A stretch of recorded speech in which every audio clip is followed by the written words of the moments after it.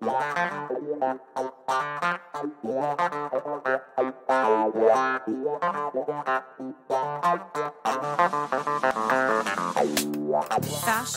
food, film, and music. Some of our greatest loves in life.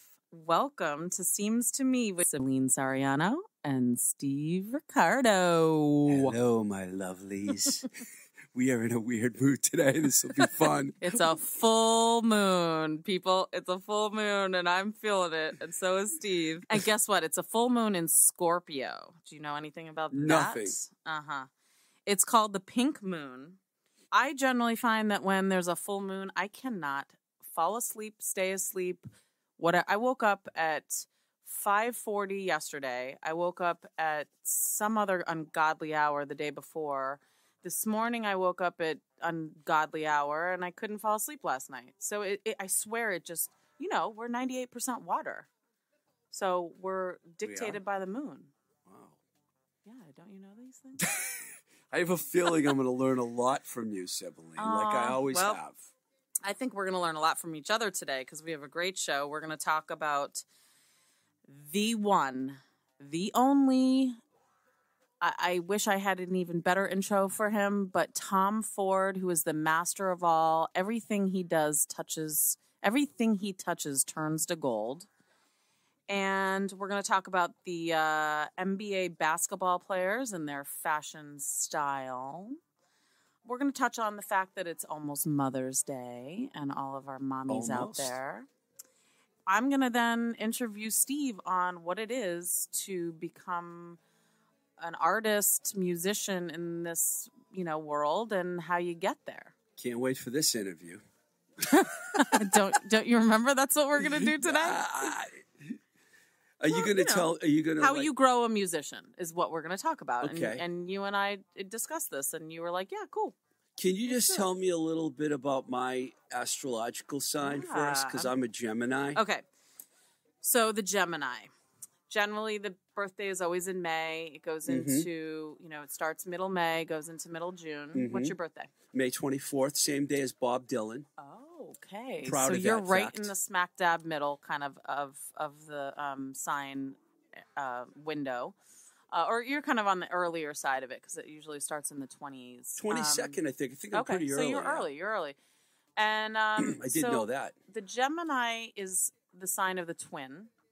So I often refer to the Gemini as, they have two different personalities. I guess mood swings would be a good way to describe me, although I've mellowed out over the years and I'm not as moody as I used to be. So when you say mood swings, does that mean you're angry, you're happy, you're sad, you're depressed, you're fired up? Yep.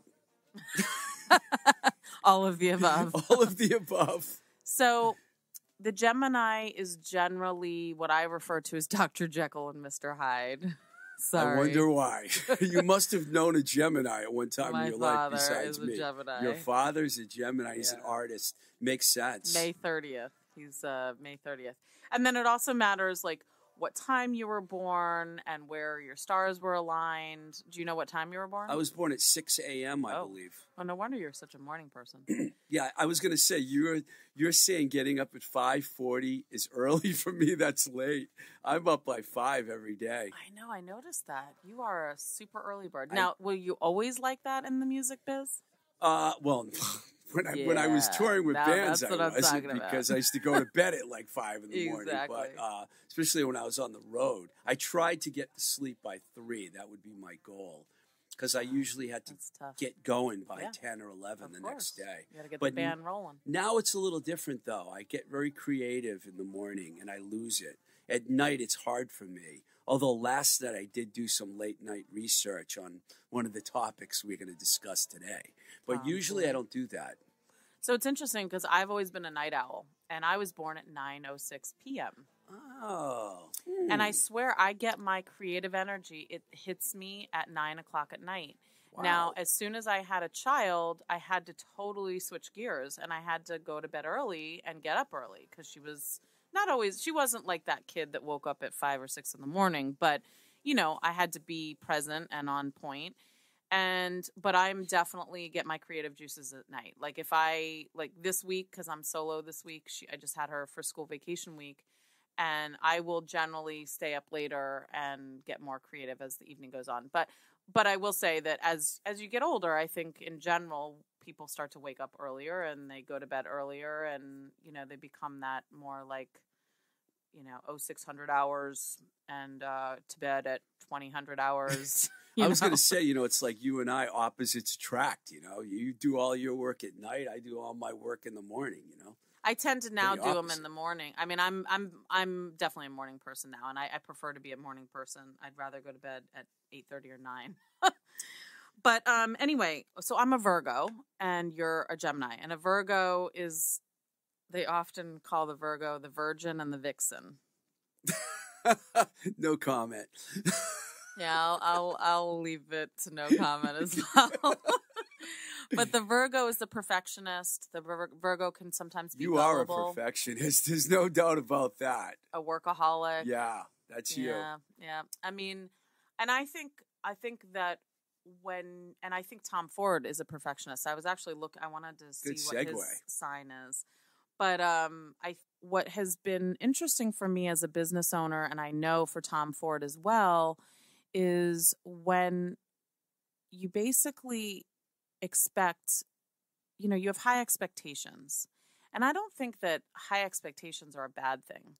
I think that to expect a lot from people, if you give a lot and you do, you know, go above and beyond, it's okay.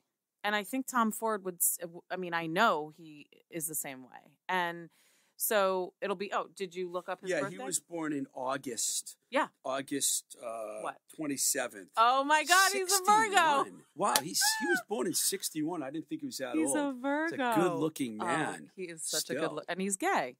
Yes. You know, I've always been attracted to him and always known he was gay, you know. And did you hear his voice? What a like regal voice he has. Like he has this accent that it's like, he must be a prep school boy. Well, like, you know where he's from originally. I did a little bit research. He grew up in Texas and New Mexico, and he moved to New York when he was 17.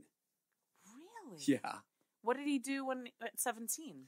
He was really smart. He was already taking college courses when he was like 16, and he moved to New York to take acting classes, and then he went to Parsons for an architecture.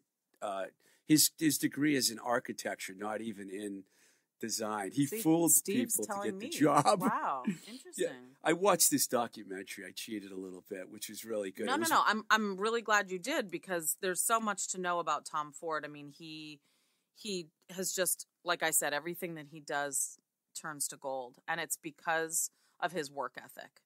And he has this YouTube little video that somebody produced about him that talks about his top 12, guides to success. I got to watch that. Oh, I'm going to talk about it today, because it's exactly what I've always modeled my life after. And I didn't even know. I mean, I swear he and I are parallel people. And maybe it's the Virgo, honestly, because the Virgo is a perfectionist and is a workaholic and is very driven. And, you know, I don't know. I mean, I just love everything that he does. So I'm loving him more and more by the minute. I learned so much. Yeah, tell me what else you feel like you learned about Tom Well, you know, I like to jump ahead, but I'll try not to. No, that's the fine. thing that really impressed me about him is he got a job in the fashion world, and he didn't even have a degree in fashion. He had this architecture degree, and he became the design director at Gucci when he was only 30. Now, I don't know what that means, but I'm sure you're going to tell me that's an impressive job. He basically gets credit for reinventing Gucci. Yeah, he reinvented Gucci. He came in after the Gucci brothers, I believe it was.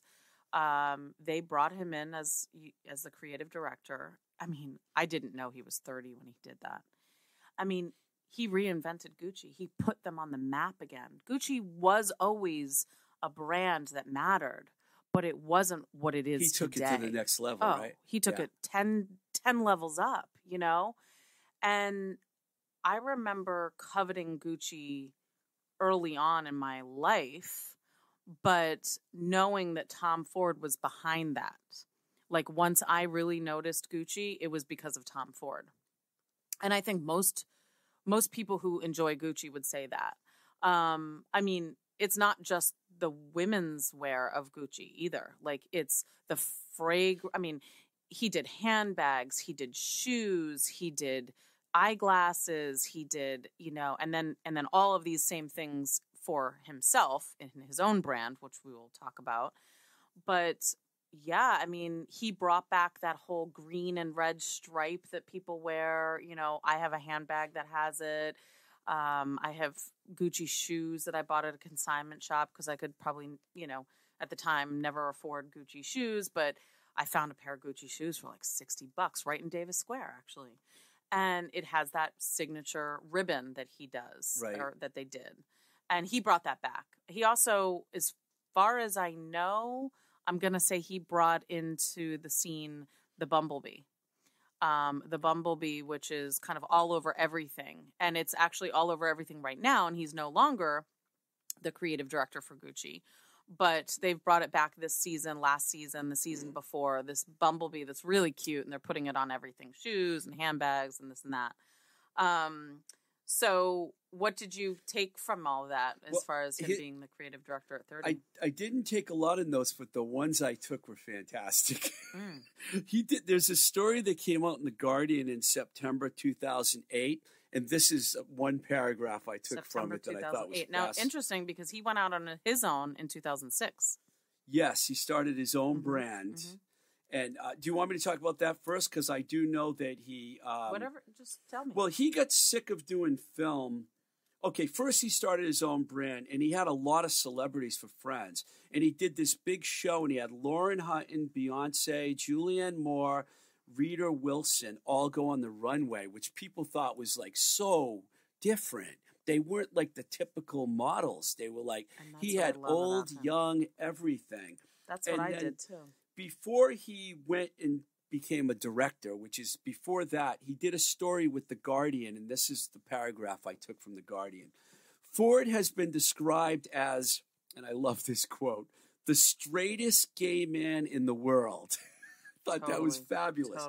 Maybe this refers to his fondness for making appreciative remarks about women's bodies. Maybe it's a faintly homophobic comment about his tough business mind, as though a gay man couldn't possibly do spreadsheets. I thought that was a great quote. Completely. One of the things I noticed when he did his art show, he's very hands-on.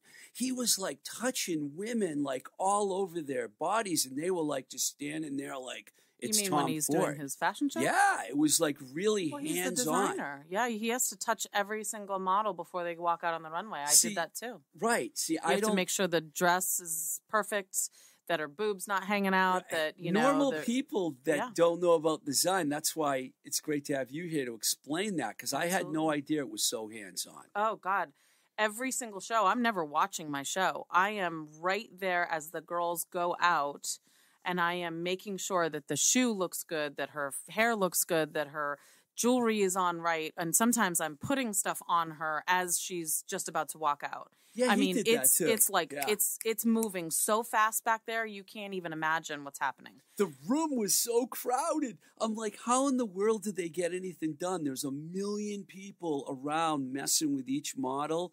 It's that's high fashion, because that's the staff you have. I mean, when I was doing fashion shows, I might have the hairdresser, the makeup artist, and myself proofing each girl before she walked out. So it was just about 3 of us doing that. But yeah, when you're talking high fashion, you're talking Tom Ford, I'm sure he has a team, because he's got probably 65 looks. He has a huge team. You know? Plus, he's walking through the room while all these models are getting dressed in makeup, and it was like... Oh, he's making sure everything's on point. It was really interesting. I got to tell you, I learned a lot from... And plus, he speaks so eloquently, and he explains his whole theory on everything. And honestly, you almost can't tell that he's gay. So I can understand that quote. He's like he's a very handsome man. Not that there aren't other gay men that are handsome. A lot of men that are gay are handsome. But he is like such a mogul. Is that a good word to describe him? Sure. And And the next thing I was going to mention that really was interesting to me is that when he walked out of the fashion business to make a movie, a lot of people thought he was nuts, and they all were talking about that. Is that why he left Gucci? He needed a break. Oh, he just needed a break. And then he came up with this idea to make this film, and he made the film called A Single Man in 2009. Check this out. The guy's not even a film guy. He makes a film, and Colin Firth, who plays the lead, gets nominated for an Oscar. Mm-hmm. And that's going to segue us into his other movie, his second movie, which was Nocturnal Animals, which I told Steve to watch because I swear to you, for me, it's in my top 10 easily. Really? It's in my top 10 because of the cinematography and the colors, again, and the fact that I love Amy Adams. I love Jake Gyllenhaal. I love the guy that plays the cop. Michael Shannon. Oh, God, what an awesome dude. And this movie, according to Steve, was dark and depressing, but I found it not... Okay, and here, I'm going to tell you why I found it not depressing. I really... Sadly, when I saw this movie, I totally identified with Amy Adams. And you know why? Because I was in an unhappy marriage. Yeah, her marriage in that movie was not very good. And it's sad because she left her husband, her first husband, who was Jake Gyllenhaal.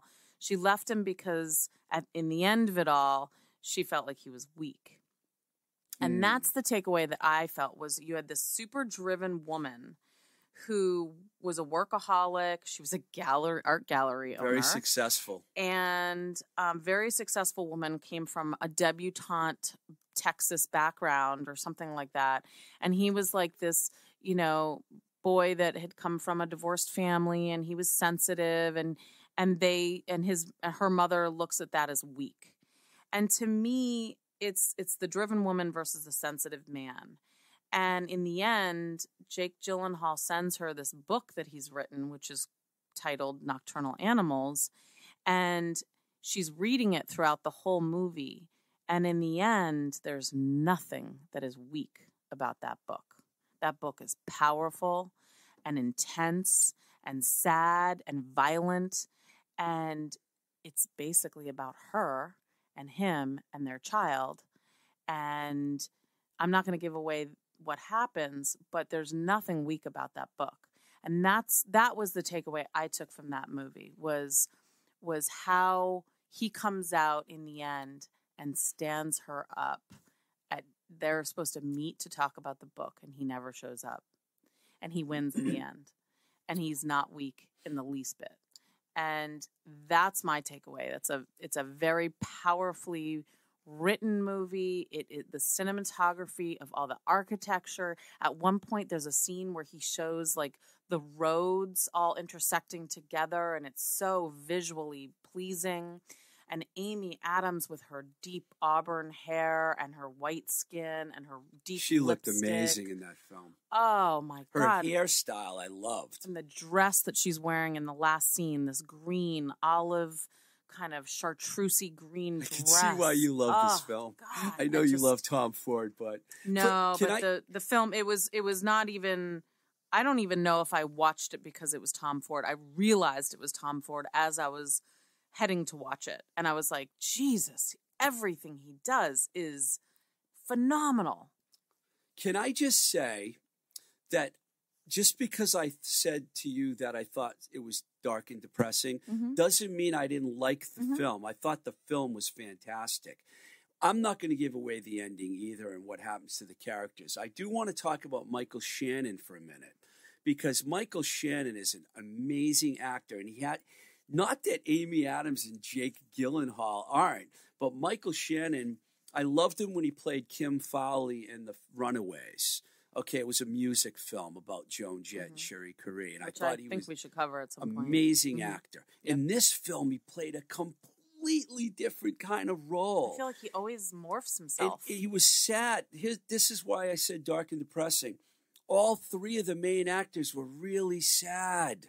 Think about it. They were sad about their lives. They went through a horrible thing, which I'm not going to give away. You'll have to watch the film to see what I'm talking about. But it is one of those. I don't think he's sad. During that scene when the whole bad thing happens to Jake Gyllenhaal, wasn't that one of the hardest things you had to ever watch on a film?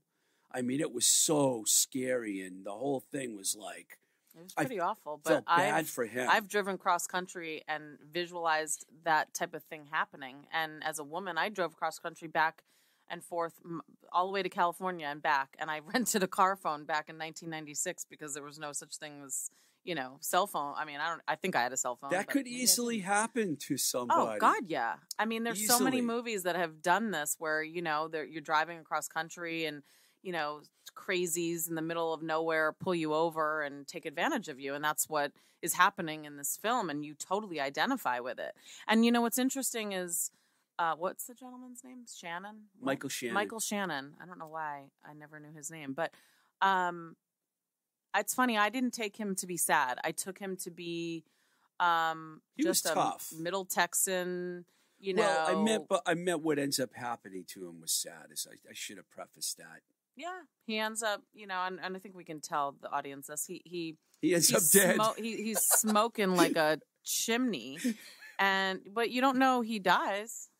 You don't know he dies. You just assume he dies of cancer. I guess I overassumed that because I thought he tells Jake Gyllenhaal's character that he has lung cancer and it's metastasized, and so he's just like balls to the wall, ready to like kill anybody because he's got nothing to lose. And that's a very Quentin Tarantino character to me. And Tom Ford, I guarantee you Tom Ford studied Quentin Tarantino to do that film. And I'll almost guarantee that Quentin Tarantino liked that film without knowing that because it seems like it's right up his alley. Exactly. It's very similar in the plot and in how everything works. There's that one scene... I feel like we need to talk about this because to me it's one of the most beautiful, sad, depressing, horrible scenes. But when they go out to the middle of the desert and they find the bodies and they're on a red velvet couch. Of course you would notice that. I forgot about that. They were on a beautiful couch with this beautiful body. And naked. The way they were laid there, it was almost like a Tom Ford ad, right? Stunning. Wow, you are like so. I mean, you're not gonna have an orgasm right now, are you? Because you're like really. No, but like, it was so raw.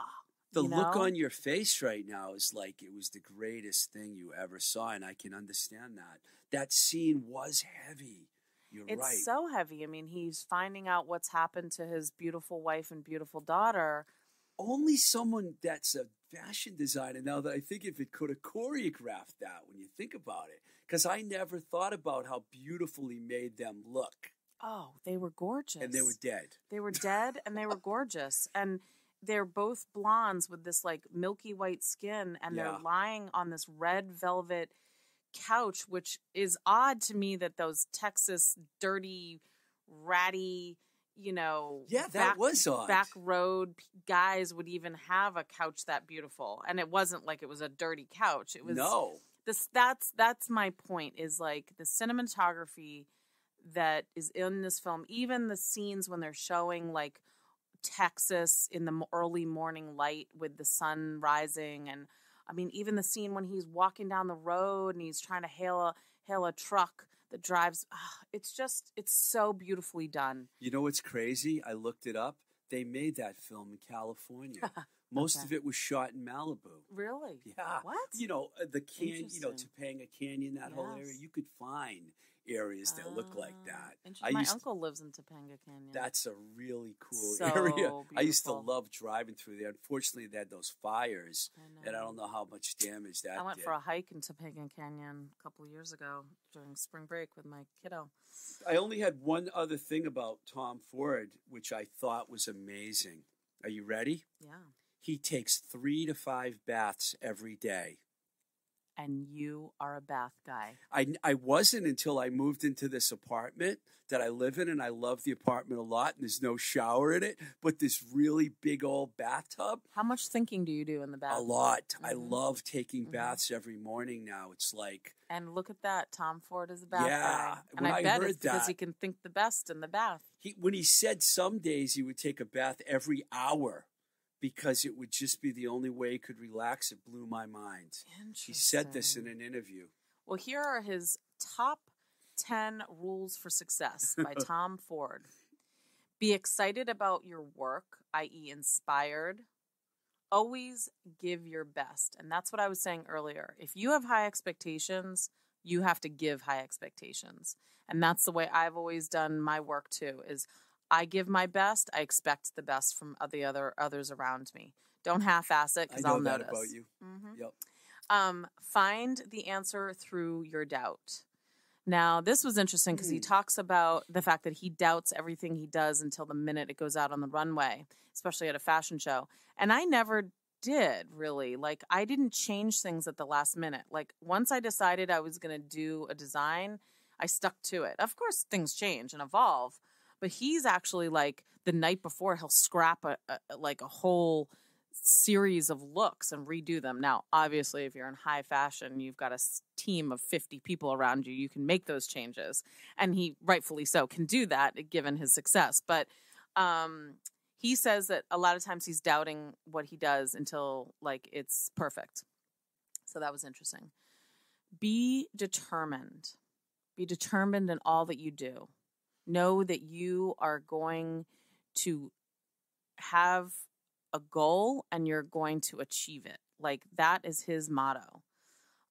Feel everything you do. Feel it in your bones. Like, at one point, he says, he was talking to, I think he said it was Karl Lagerfeld, and, you know, he's getting awards up, down, and sideways for everything he'd done for Gucci, and he's like, I'm not feeling this.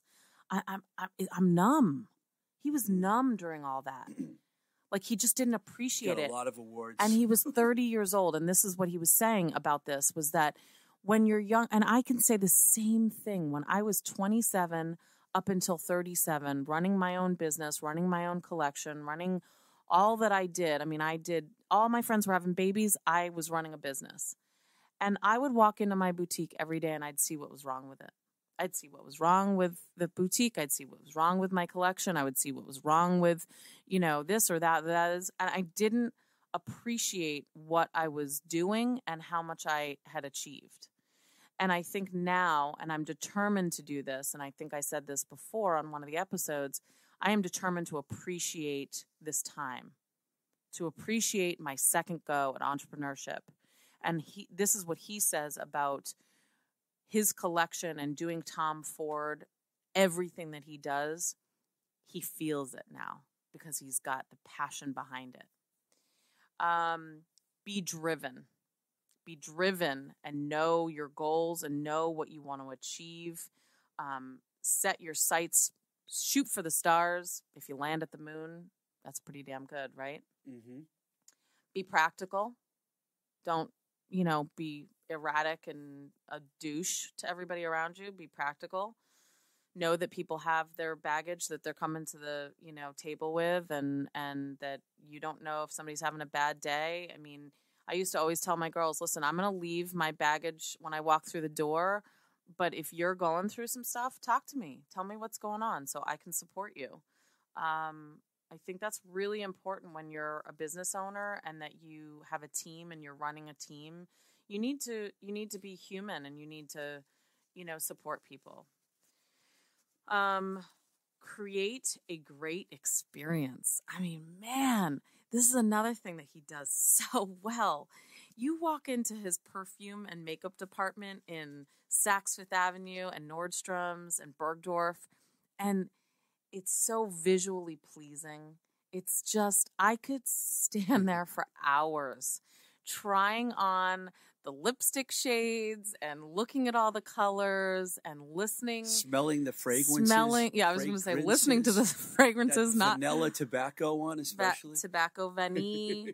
Oh, God. He has something called Fucking Fabulous. He has a scent called Fucking Fabulous. Is that for one of those for men and women? Yeah. I want that. Yep. I want Fucking Fabulous. You have to get. Where can I get it? There's your. It's probably like $250 a bottle. Oh, it's $275. $275. Oh, actually $285. Yep, and that's the smaller bottle. You'll smell good, but you won't be able to pay your rent. Fabulous, Steve. No, there's another one that's like Ode and Bergamot. Oh, that's a good smell. So I like that. Yeah, he has. I mean, the names of his fragrances are just unbelievable. I just love the names. There's actually another thing on YouTube. So this one for the 10 rules for success. I'll stay. By the way, I wish I had that list when I was managing bands because that was a fantastic list. And I haven't even finished it. The last two are stay grounded. Always stay grounded. Yep. And he is a Virgo and so am I, but he's a Virgo and Virgo is an earth sign. And we like to be grounded. I love to garden, and I bet he does too. Like, you love to work in the dirt. I'm also an ocean person. I love to be around water, and I must have like a Pisces rising or something like that. But that's the whole astrological thing. Do you find that you take a lot of baths? Do you find that you're like, wait, it's a Gemini, new development, by the way, that just started in January. A Gemini must be an air sign, I think. Why don't I know that? Because like the Cancer is the water sign. I know Gemini is not a fire, so it must be air. So, do you find that wind affects you sometimes, Steve? Yeah, I do actually. It does affect me very much. Yep. Why? Sometimes I like a nice breeze coming at me, and I like the smell of like fresh cut grass. And when I lived in California, I like the smell of the ocean, and the wind kind of brings that smell clearly to you. I don't know if that makes any sense. Of course it does, yeah. I mean, I love in the spring and the summer when you can smell the lilacs when you're on a walk, and it just flowers. The wafting of the lilac. So Stay Grounded was number 9, and Fulfill Your Destiny is number 10.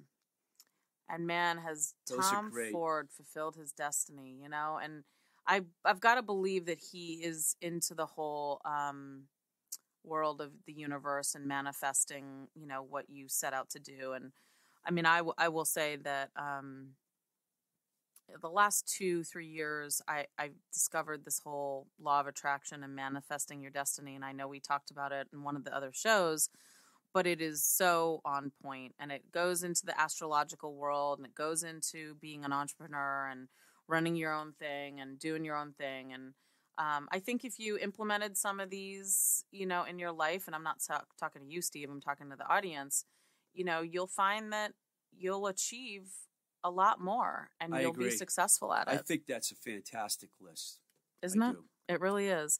And he has this other, little, this little capsule that he has on YouTube that's called like Mr. Palmer, I think it was, and it's his top 6 best. What's it called? Oh, Mr. Porter. Mr. Porter. His 6 rules for style. And I love this little video. It's a 3-minute video. You should Google Tom Ford's 6 rules of style, Mr. Porter. I'm just as much in love with Tom Ford as you are now, by the way. Good.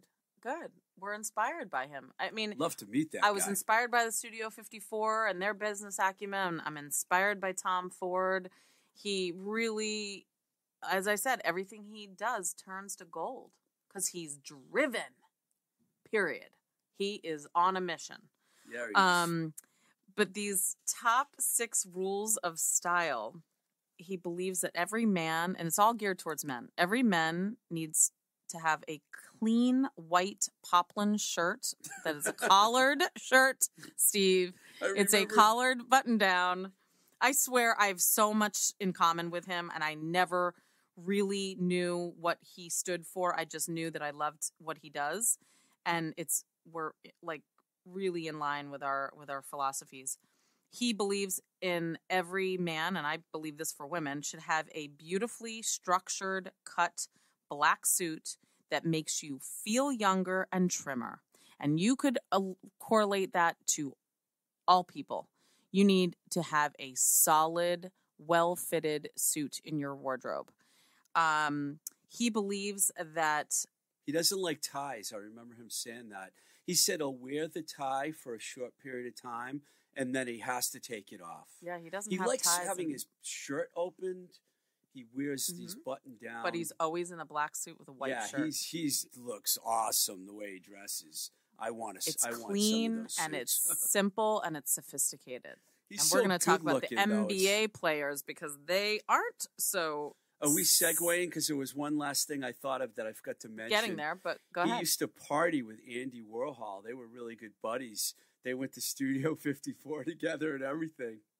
So 61. So he would have been 17? He was only 17 when he moved to New York, and he was immediately... How did he make it into that scene? He's Tom Ford. That kid, but he wasn't Tom Ford, quote unquote, then. I mean, wow. Where did he go to school? Parsons. Oh, okay. I think he went to 2 colleges. So that might be how he knew Warhol then. Yeah, there's a bunch of pictures of him and Andy Warhol. Oh, I'm sure. Hanging out at Studio 54. He was a 16, 17-year-old gay man in New York City. I would think that he would want to get on Warhol's scene. Yeah, he definitely was in that. So one of the things he says in this Mr. Porter thing that I've always said, every woman that knows, oh, yeah. Yeah, I'm showing Cibeline a picture of him. The glasses he wears are fantastic. Oh, yeah, those are his Tom. He's always got like a half a beard going. 5 o'clock shadow. Yeah, always. Always. Every picture I've ever seen of him has a 5 o'clock shadow. That's just kind of part of his image, right? Yeah.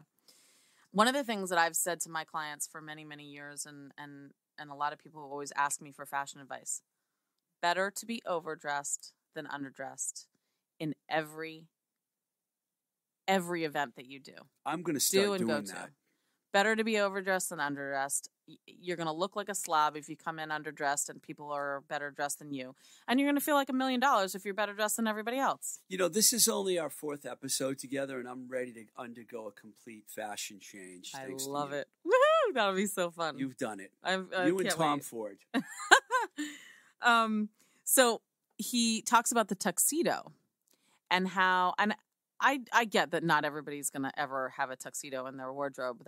That's like if you live that life, you have to have... I mean, I know a lot of people do have tuxedos in their wardrobe and they own them because they have black tie events that they go to. But he talks about how velvet fabric is the way to go with a tuxedo. And I hadn't thought of it that way, but velvet really does hold color. And it really... You can have a beautiful, deep... midnight velvet. You can have that deep red velvet, that deep green, the hunter green velvet. And man, a woman or man is going to look like $1 million in a velvet tuxedo with a gorgeous lapel. I'm not sure I'm ready to go that far, but you never know. And then he also talks about fragrance and how everybody needs to have fragrance and a scent. Hello, what did I say the last couple episodes? You're the queen of pheromones. And, everybody should have their own scent that people recognize them for, just like your ex-girlfriend. Egyptian musk. Mm-hmm. So, and then relax and meditate. I need to do more of that. That's why I take the baths. Okay, listen. There is this girl that I listen to. It's called Boho Beautiful Meditations. They're 16 minutes. I did one yesterday morning. It reset my entire vibe. It reset my entire day. You'll have to give me that info later. I'm going to do Boho Beautiful Meditation. I'm giving it to our audience too because I like her voice. I have to do guided meditations when I do them. Listen, people, I'm not like some cuckoo meditator person for my whole life. I just discovered meditation. But I think as you get older and you juggle so many things, especially for me as a single mom. You're a juggler. I juggle a lot. And I have to center myself and get just refocused because there's so much going on in life that meditation really does that. It does that, and it helps to just also the breathing. It's the breathing that I think clears your head. It gives you exactly. Good. It just everyone out there calms take a deep breath. Exactly.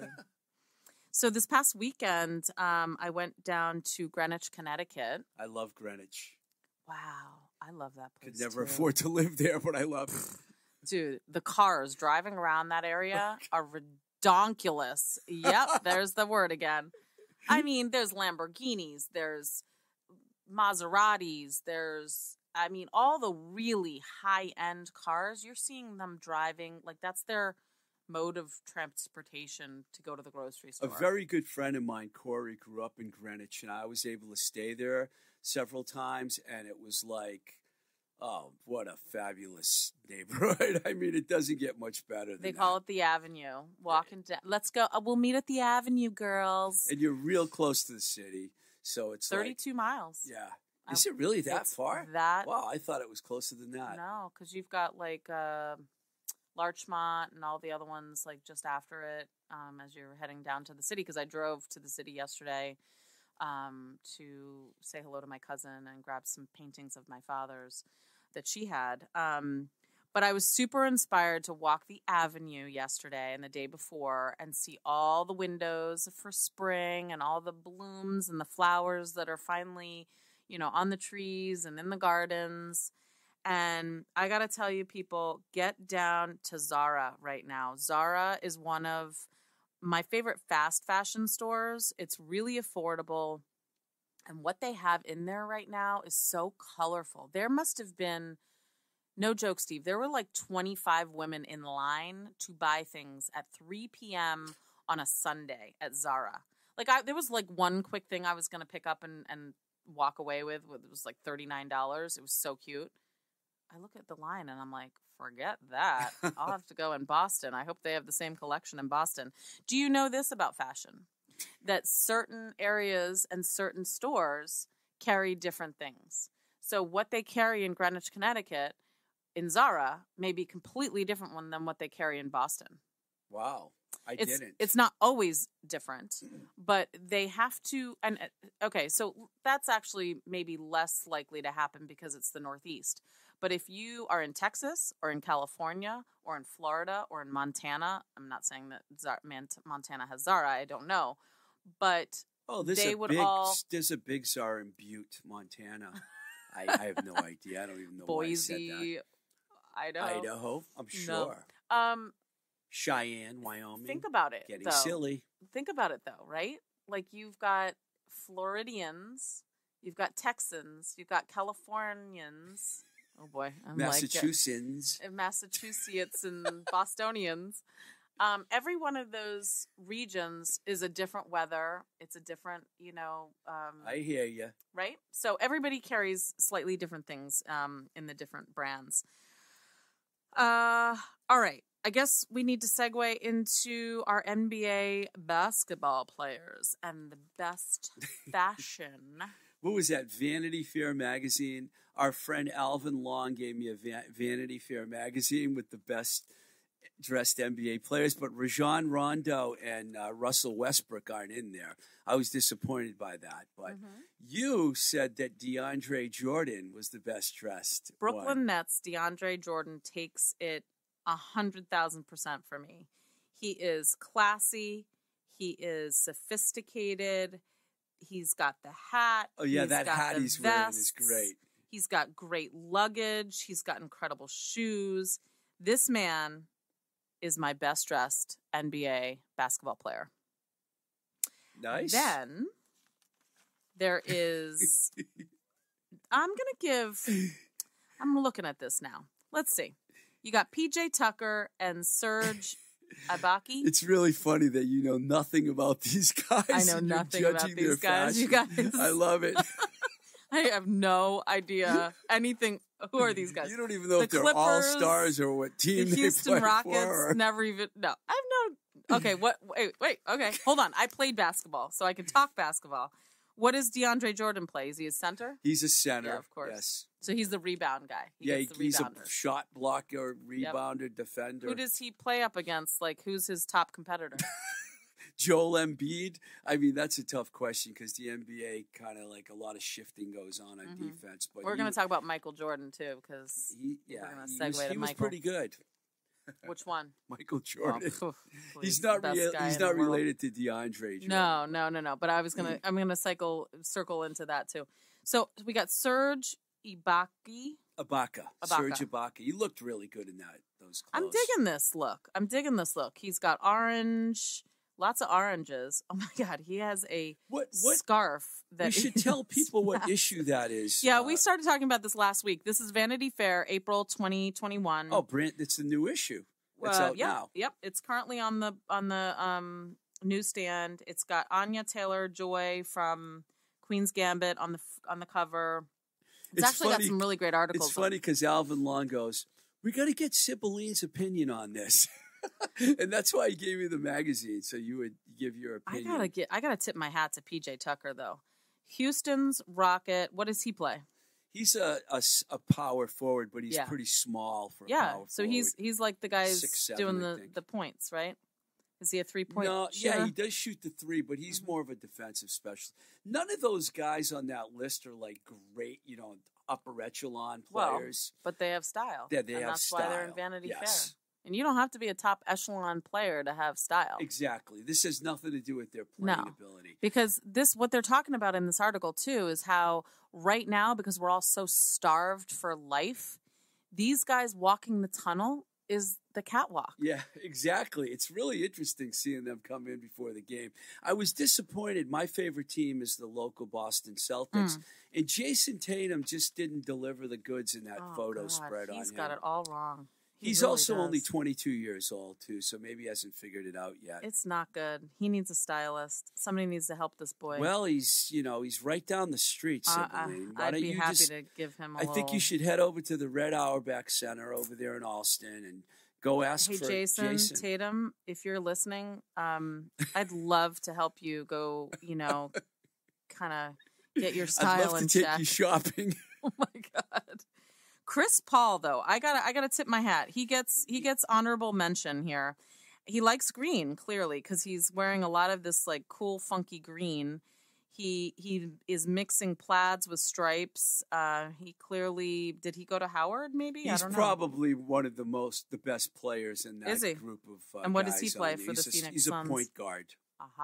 I know point guard. Runs That's what show. I was. He's like a coach on the court. He's really cool. Good. So he's like a Michael Jordan. Yeah, he's. Well, not exactly, but he does run the offense, Yeah, well, that's... I think you have to be a team leader, and you can't just... I mean, the one thing that bummed me out a little bit about Michael when I watched Last Dance, the documentary about Michael Jordan, I was a little bummed out that he intimidated players that he played with. Like, it's kind of surprising to me that...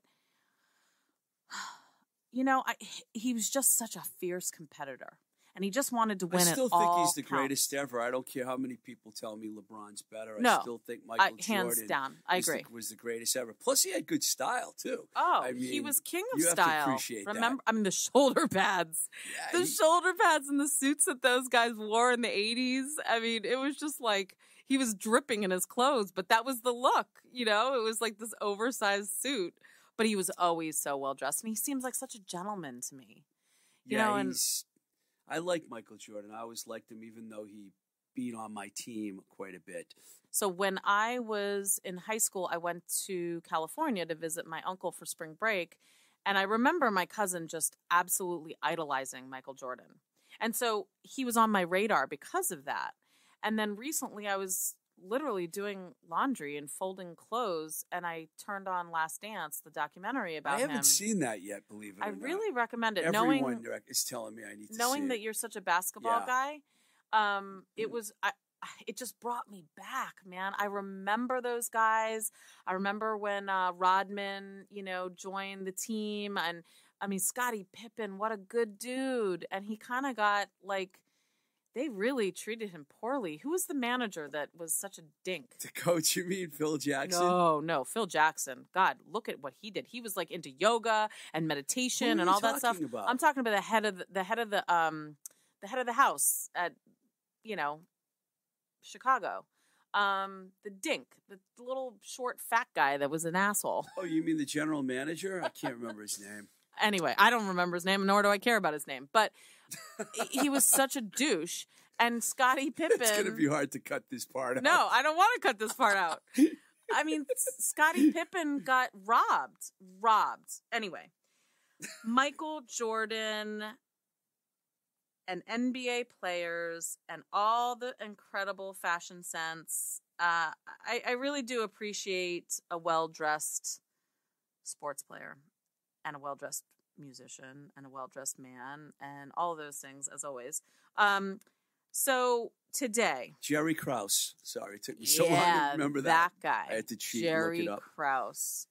Ugh. Wow, you're making me want to see that now. I didn't realize he treated Scottie Pippen poorly. Oh, no. They robbed Scottie Pippen of a lot of money. Yes. He was getting paid nothing in comparison to the other guys on the team, and he's still bitter about it. And he left. He quit. You know, and then he kind of... It's a sad story about Scottie Pippen because... It's interesting hearing someone's take on this that isn't a basketball fan. So I have to refresh my memory on that. I haven't seen the film. We could talk about it one day because I really... it's a docu-series. So it's just like each episode, I remember these 80s and 90s. I remember everything. And I had no idea what happened to Michael Jordan's dad. They had a great run, I'll tell you that. The Bulls had a great run. I think 6 titles. And then for him to retire and come back, I mean, man. And listen, one of the things we talked about the other day that I said I wanted to talk about is Michael Jordan was like dragged through the press because of his gambling. Now, this man likes to play cards. And he likes... You like to play cards. I do. And listen, and it doesn't mean that you're a derelict gambler because you like to play cards. Right. He's highly competitive at everything he does. That doesn't make him a derelict, like he's blowing money. But these guys have money, so they're gambling. By the way, you might not know this, but he's doing a great job running an NBA team right now, the Charlotte Hornets. He runs the whole show, and they're actually getting good. They really are. He's built a great young team. Really? Yeah, I think they're a team of the future right now. I'm going to check this out. I'm a huge fan. Everything he does. Again, another guy that... It's taken him a little while to build a team, but I think he's getting to a point now where he's becoming very respected for the team he's put together now is really... I just watched them yesterday destroy the Celtics. Interesting. Okay. Well, I have a lot of respect for Phil Jackson and the relationship that they had together. And I remember Phil Jackson. Like, I remember him growing up. And, I mean, I am a basketball fan in some ways. I mean, I played You went to Syracuse. I went to Syracuse. There you go. We've got Syracuse in the show again. I mean, you know, we had Carmelo Anthony come out of Syracuse. Sherman Douglas, the general. There was one dude, the giant I didn't know this was going to be a sports podcast. You didn't, give me any heads up on this. You told me to address the NBA basketball players' I thought we were talking about the way they dress. Listen, I love sports. You know how much I love sports? We've never even talked about this yet. I can see that now. I do. I played volleyball, basketball, lacrosse, soccer, and softball. You're competitive. I believe it. You're probably the hustler on all those teams. I definitely was. So I know we wanted to give a quick shout out to Diesel Cafe. Yes. Because they finally have lemons. Oh, you're stealing my thunder. I went in there this morning, right? And I go there all the time to get iced tea. And for some reason during the pandemic, they haven't had lemons. So I walk in the door and immediately I hear them behind the plexiglass, Steev, we got lemons. Because I've been driving them crazy for lemons. So I told them, we're going to mention you on our show this week. So how long has Diesel been open? They've been open for a really long time. I think they just had like a 25-year anniversary or something. But I started going there around 2003 or 4. I was going to say, I opened Cibeline in Davis Square in 2002. Maybe it was 2 when I started going And they were just getting open as well, I think. And I used to go there all the time. Their salads were phenomenal. I love sitting in there. It's just got really a great cool vibe. Yeah, it's For people that don't know, it's in Davis Square in Somerville, which a Right in lot the of heart of people Somerville. refer to Davis Square as one of the best neighborhoods in America. And it's no joke. It really is a really good neighborhood. Living there is a fantastic place to live. I wish feel I like I still lived there because I had my boutique there. Yeah, And I was there did all live the time. there, and I miss it. But now it's unaffordable. It's really ridiculously high. But Diesel... I love the neighborhood vibe because you've got college kids, you've got Tufts is right there, Harvard's not far away. You've got a big lesbian community in Davis Square. Huge lesbian community, and that always makes the neighborhood better, if you ask me. Yeah, and the women at Diesel all run. I mean, there's a whole, or there is co-owners. Or Jess is who I know. Jess. I don't believe she's an owner, though. I just call her Jess Diesel. Yeah, Jess. And so, ironically, we were talking about this the other day. So I did a custom shirt for her wedding. And her wife, I designed her wedding dress. That's amazing. I love Diesel because whenever I went in there, I would see people I knew that were in music. Steve Buckley used to hang out there at Boston. We were talking about sports before. Famous Boston sports writer. I got to know Steve because he would be in there. And one day I'm like, I'm going to go talk to Steve Buckley. And so I sat down. And then whenever I came, hey, Steve, it's really nice. A lot of musicians. I was going to say, I feel like I bumped into LEV there once. Oh, yeah. We had meetings there, a lot of meetings. I used to have Twisted Rico management meetings there, Red Car I used to have Records Cibeline management meetings there. It's just a good place to hang. It was always hard to get a booth. Always. You wanted a booth. Always. I was always pissed off when there was one person in a booth on their computer. That happened a lot. And hopefully they'll open up soon and we can go back in there because that is I really miss hanging out there. I really do. Yeah. Now you can't get past the front door. Oh, really? It's a bummer. Oh, I look in there and I'm like, I miss hanging out back there because it's a real huge room. They have pool tables, art I used shows. to play pool and the art shows. Art's always going on. Definitely one of my favorites. Hopefully we're all opening up a little bit again, right? And I got to talk about the iced tea for a second here. Because I love their iced tea, and people you always go there and spend so much money just to get an iced tea. I'll tell you why. I've made my iced tea many times, but for some reason, I don't know what they put in their iced tea, but it's fantastic. It's worth $4 for an iced tea. And I thought my dirty chai was worth $7. No, I'm kidding. You know what? They are pricey, but you know what? Some places are worth it. They're worth it. I'll go there and pay the extra money, Today I brought my own coffee, but yeah, I agree. You're mad because I didn't get you a coffee. I'm sorry. It'll never happen again. It's okay, Steve. I don't pay for coffee. I make coffee at home.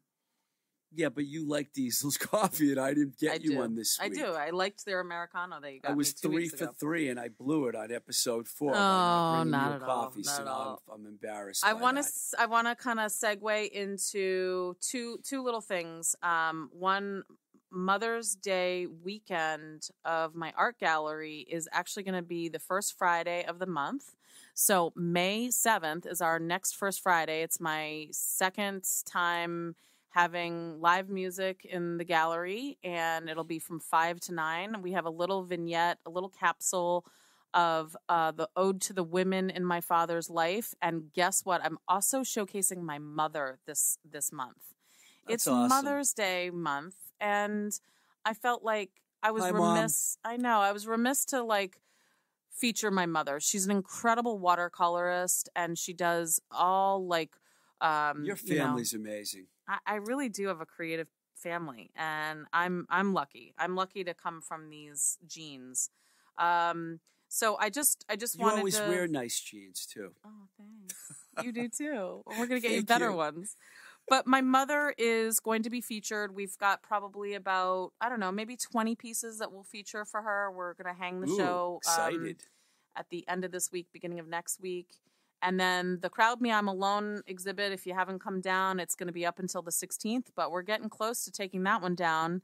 And then my big grand opening, which will be Cycle the Bicycle exhibit. That will be kicking off for June 4th, first Friday. I'll be there. So 460C Harrison Avenue, we're going to have live music. Listen, if you guys want to have an event in my gallery space, we're going to do events. We were even talking about doing our podcast live. A live podcast from the gallery. Just as I don't know, maybe, who knows? We'll see if we can pull it off. We're working on it. Just one time. Doesn't have to be a lot. But we'll talk about our lineage another time. I think we're running out of time here, and we were going to do this whole thing on building a musician. Do we have enough time to We go could do a couple? it next time. Tom Ford deserved all the time, I think. I apologize, because he deserved every second. We can talk second. Till the cows come home, can't we, Steev? We can't. I think that's why people love us. And want to sponsor our show. Yeah, we got to get a sponsor.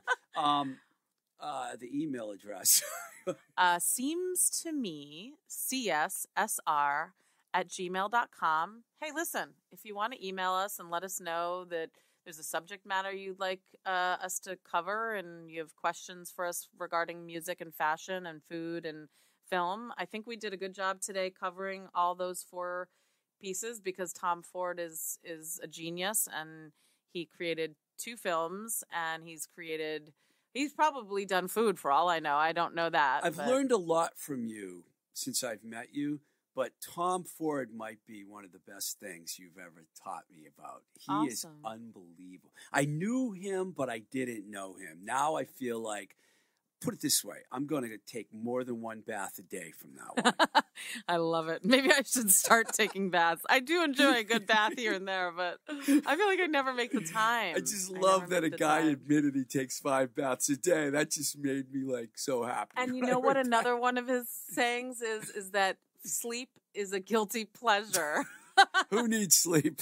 I mean, hey, when you're a fashion mogul like he is, fashion film, fragrance, makeup mogul, who sleeps, Anyway, well, we'll cover the music industry stuff on our next show, or we'll segue it into it. We have some great lineups for some great shows coming at you. I'm going to make you do 100 episodes minimum, so we'll have plenty of time.